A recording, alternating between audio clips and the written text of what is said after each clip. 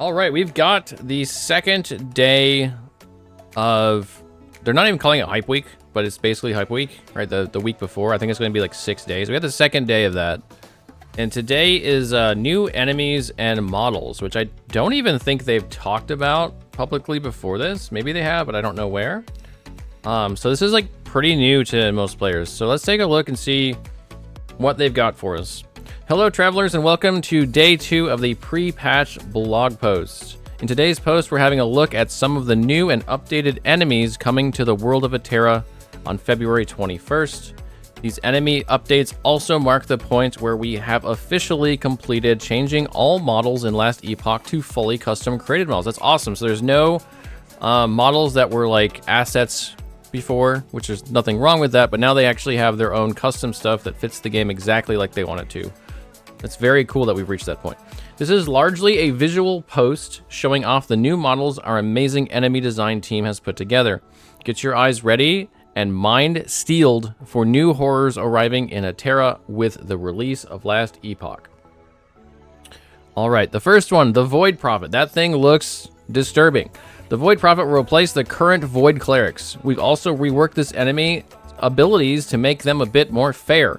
There should be far fewer travelers suddenly evaporate in the presence of Void Prophets without clear telegraphing. So this guy looks like he could be, if he was like bloody and red, he'd be practically right out of Diablo. Like it's that kind of gory look. Got the void tentacles coming out of him. It's pretty cool. It's a pretty cool look. Mildly corrupted cultist. Another one. This is pretty sick. They're making Void look a lot scarier than before. Void was kind of like cartoony up until this point. This stuff looks a lot scarier. A perfect example of everything is relative. The mildly corrupted cultist is replacing many of the generic cultist enemies. This enemy gives a fair representation of the common result of what happens to a humanoid when coming into contact with the Void. It's a cool model. Yeah, I agree. Corrupted cultist. This is okay. Look at that. Look at that face.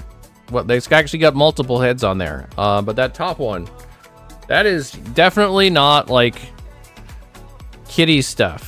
This is definitely not cartoony kitty stuff anymore. Of course, the prior begs the question of relative to what?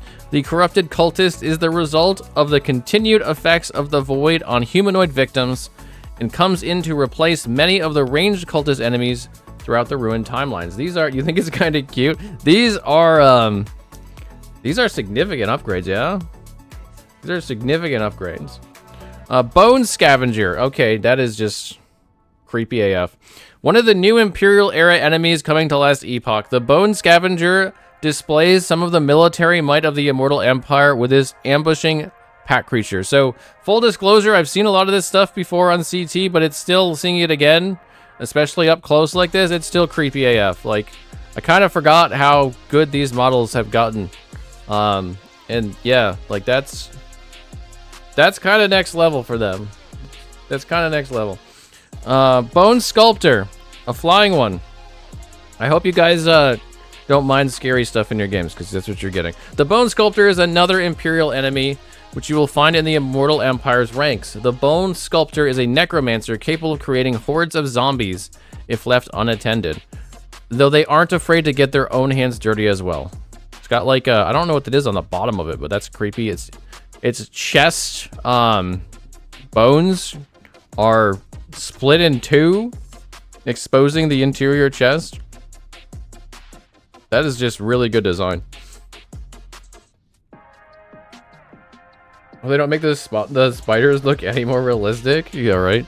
The Flame Paladin, so not creepy. Finally, Rhea's forces are also seeing some bolstering in the coming war with the updated Flame Paladin.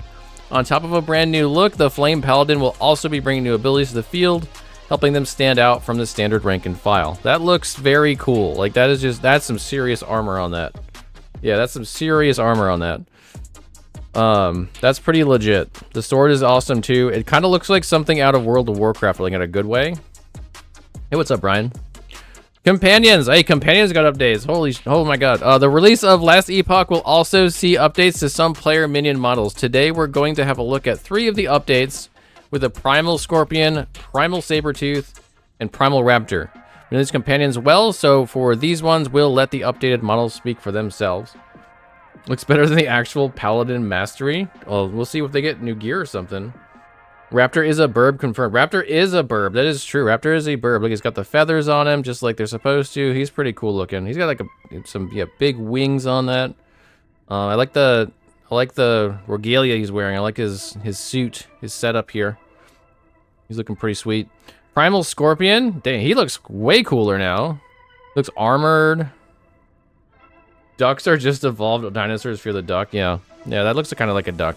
The Primal Scorpion looks pretty sick too.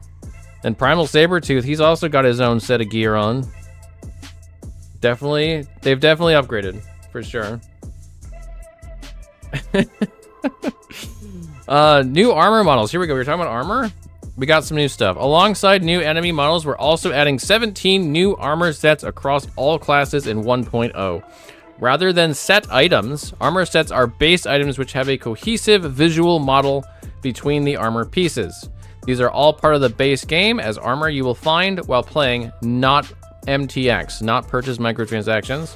Today we're showcasing 10 of these new armor sets. All right, let's see what we got. This is stuff you get to wear. So let's see how it goes. For the armor set videos, they reduced autoplay. No, they haven't. Those are definitely autoplay. That's fine.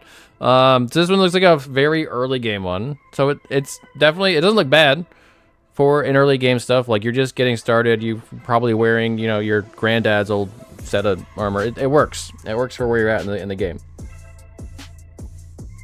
Then this one looks kind of a lot like the other dude, the dude up here. It's definitely different. I think this one's even more gold and more like wings all over the place and spiky.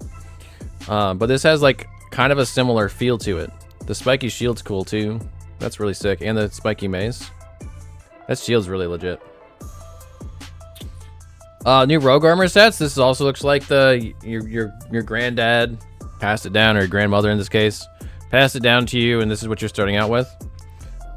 And then this is definitely not something that your grandmother wore, or if she did, she took insanely good care of it. This is a much higher end one with like some nice metallic touches to it. I like the helmet. Pretty sweet. Primalist. This is also going to be the granddad passing down. Yeah, but that one actually looks like a little bit more detailed, I think. Like a little bit more, which I think makes kind of sense for Primalist. It's a little bit flashier and like feathers and stuff. Yeah, that looks pretty cool. And then this is going to be the higher level one. I actually don't know if I like this better. I think that it does have a raptor skull on the top, which is pretty cool. This one looks really good. Hayabusa armor for Rogue. I don't know what that is.